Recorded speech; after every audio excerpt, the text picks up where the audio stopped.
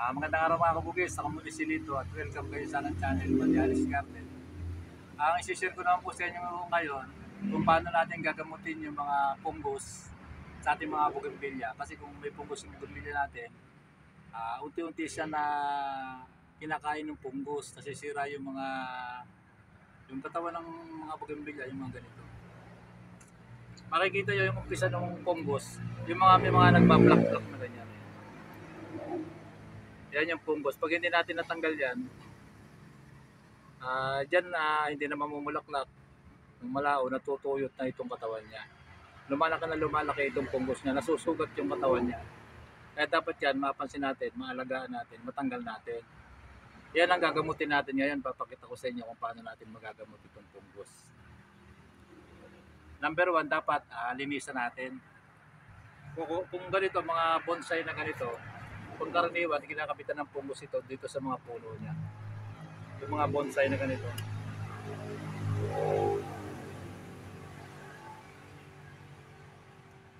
Sandali lang. Ayusin lang natin itong triman lang natin muna. Bago natin ayusin itong fungus niya. Para mapansin natin ang gusto. Kasi makaka-cover itong dahon niya mamaya. Kaya hindi nyo mapansin. Triman lang natin ng konti. Malapit na mamulaklak ito, nag-uumpisa na. Bonsai na. Triman lang natin para mas maganda tuloy. Marami na siyang mas mahabang sangay.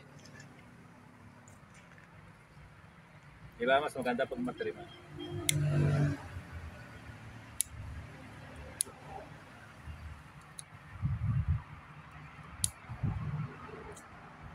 Ayan na.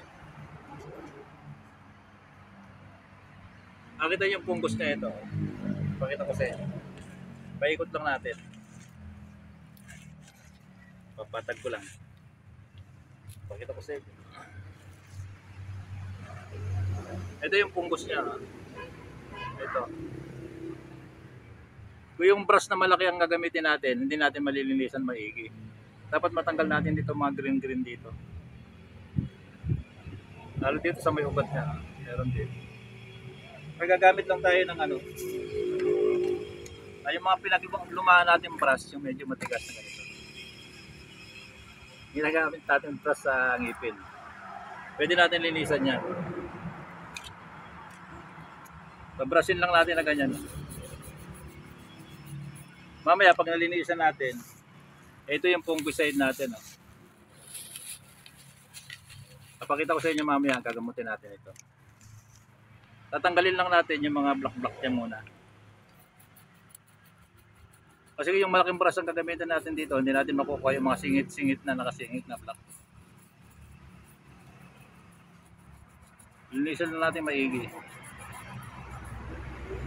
Pag hindi nyo na alagaan ito, natanggal nyo, ayan nalilinis na, di ba? Yung mga ayan, nalilinis na, di ba? Mas ganda ganito para yung mga singit-singit malinisan natin. Gaya dito, kinakain ng fungus yung yung katawan niya, yung balat niya. Kaya yung iba, pag hindi natin natanggal yan, natsuchugi. At tanggalin ko lang itong bato. Yung nasingit dito na bato. Ayun, tino, pagka ganito yung brush natin, tatanggal natin. Ayan ayan na.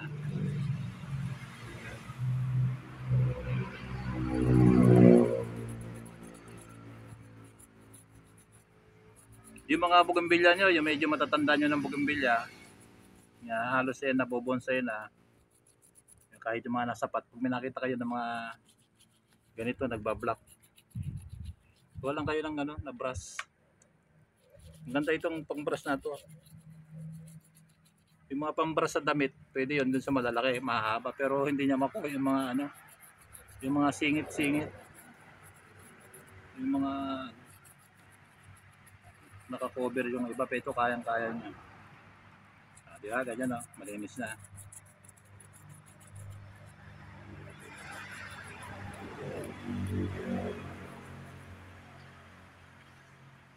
Ang dami dito eh.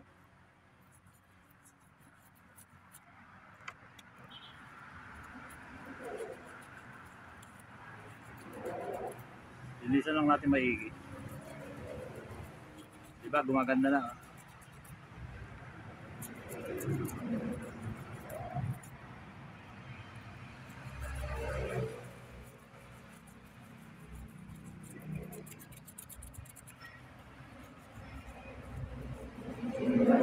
Yung mga bonsai na ganito eh, pang matagalan natin bougainvillea to.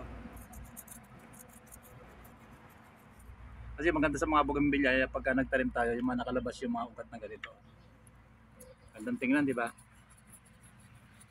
Kaya lang kung mayroong nasugat, agad kakapitan ng fungus. Pagkaran, pag hindi nyo tinanggal, palaki na ng palaki yon.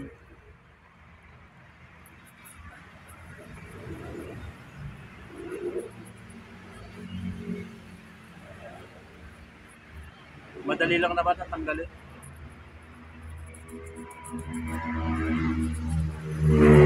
Diba? Dami black kanina, di ba? Ayan, kaya may natitira na parang mga sukat ayan. Kasi kinakain siya ng fungus. Oh. Nawawala yung balat niya. Ayan, nakita nyo, pati dito. Kahit dito. Basta nag-block na gano'n, nakita nyo may sugat ko. Nalinisan nyo. Kaya dapat talagyan natin ng gamot mamaya. Dito sa kabila, tingnan ko pa. Dito meron.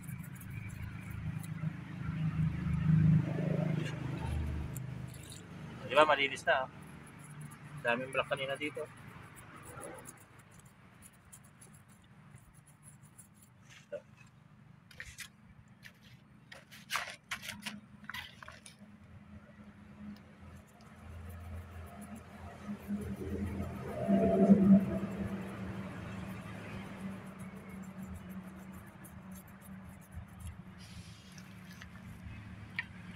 Hindi naman lagi-lagi natin agad to. Pagka may nakita lang tayong fungus.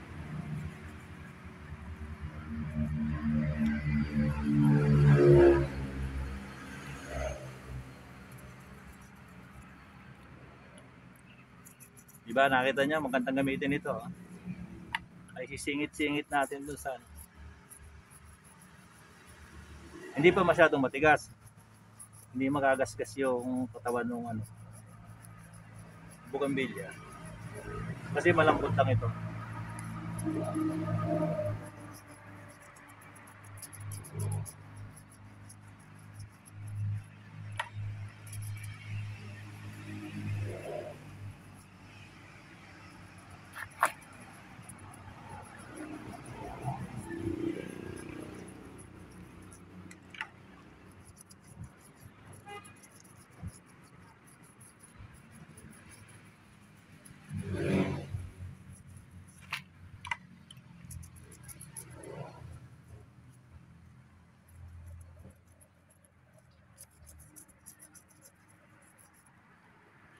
Yan natin kung malinis na.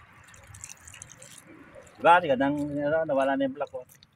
Kaya lang dapat dito malagyan natin ng gamot. Ayun.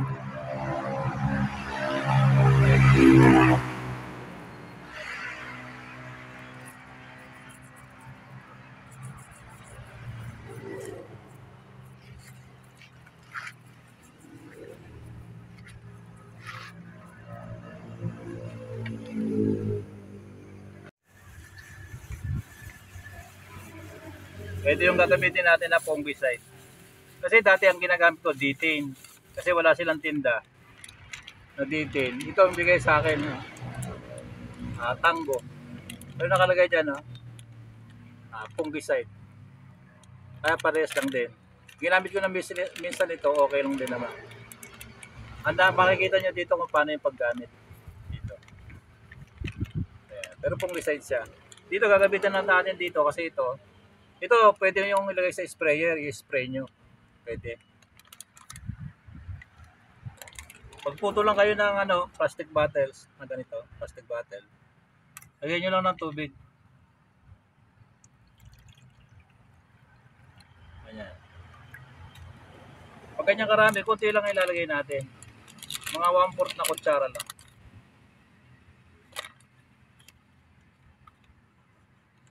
Munti lang.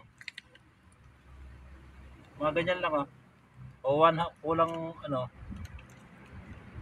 Ayan. Mga 1/4 lang.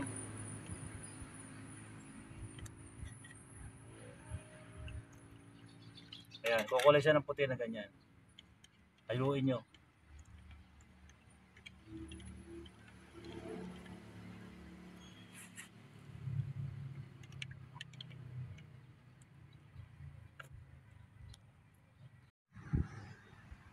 Ito, nahalo na natin. Ito, marapakaraan na natin pagkagamitan. Pwede na natin siyang gamitin natin dyan ulit. Nabasahin lang natin ito dito. Tapos lang natin dyan. Doon sa may mga sugat-sugat. Pinanggalingan ng fungus. Dito. Hindi na babalik yung kulay green na yan.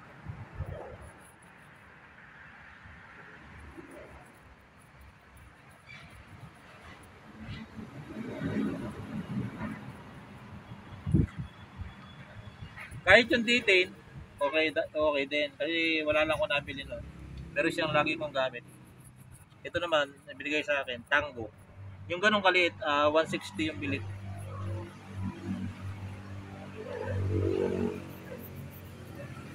Pwede natin lahat lagyan yung mga ugat-ugat niya.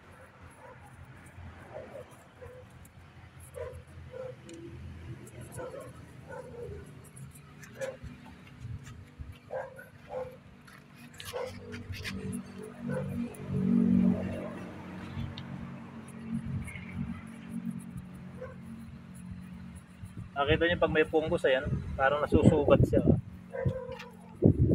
Hindi na babalik ngayon yun kasi na ano na natin. Nagamot na natin.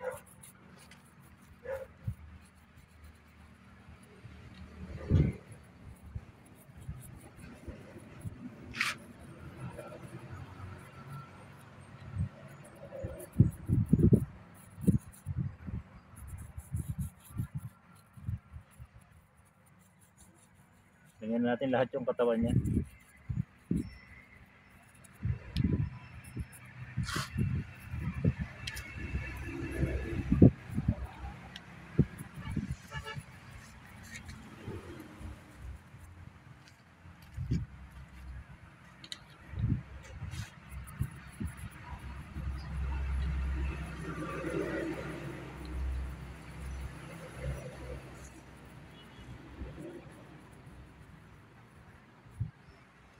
Madami pang sobra, magagamit pa natin. Sa iba. Okay na yon. Basa na siya, di ba? Hindi na babalik yun.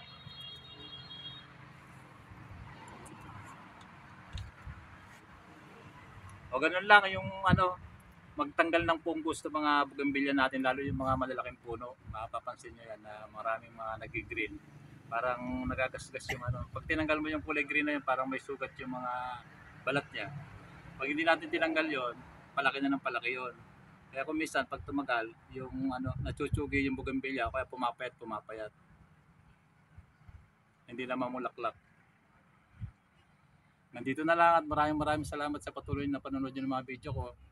Pag nagustuhan nyo ang video ko ito, please like, share, and subscribe. Pakihit yung notification bell para mag-update kayo sa mga susunod ko pang video. Bye-bye!